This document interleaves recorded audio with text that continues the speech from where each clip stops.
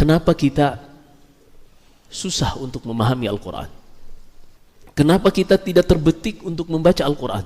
Apakah kita terlalu hebat karena waktu kita terlalu mahal sehingga hanya untuk Al-Quran gak ada waktu? Pernah gak kita bertanya kepada diri kita, kenapa kita jarang membaca Al-Quran? Kenapa kita tidak paham Al-Quran? Tapi kita mengklaim amalan kita semuanya sesuai dengan Al-Quran dan Sunnah. Ketika seorang memperhatikan ayat di dalam surat Al-A'raf, wallahi, hendaknya dia khawatir pada dirinya. Allah berfirman, "Sa'asrifu an ayati alladhina yatakabbaruna fil ardi bighairil haqq." Aku akan palingkan dari ayat-ayatku orang-orang yang menyombongkan diri di muka bumi ini.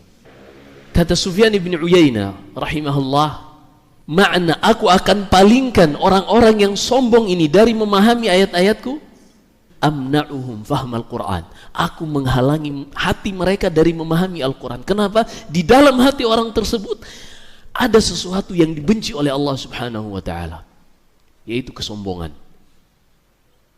Jadi ketika kita melihat diri kita jarang membaca Al-Quran, apalagi mau memahami Al-Quran, tapi kita mengklaim mengamalkan Al-Quran, khawatirlah jangan sampai pada hati kita ada kesombongan, hal yang paling dibenci oleh Allah di dalam hati kita, sehingga Allah yang menghalangi kita untuk tidak membaca Al-Quran. Bukan karena kita merasa waktu kita lebih mahal, la ya akhi.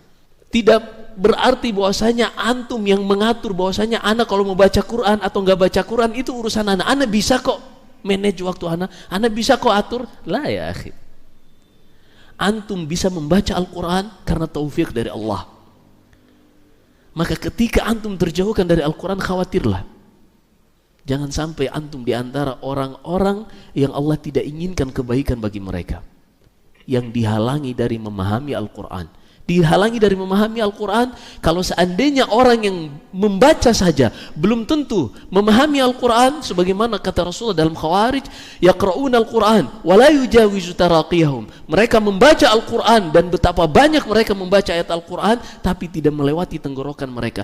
Ini mereka sudah baca tapi belum tentu paham. Lalu bagaimana dengan orang yang tidak membacanya sama sekali? Musibah.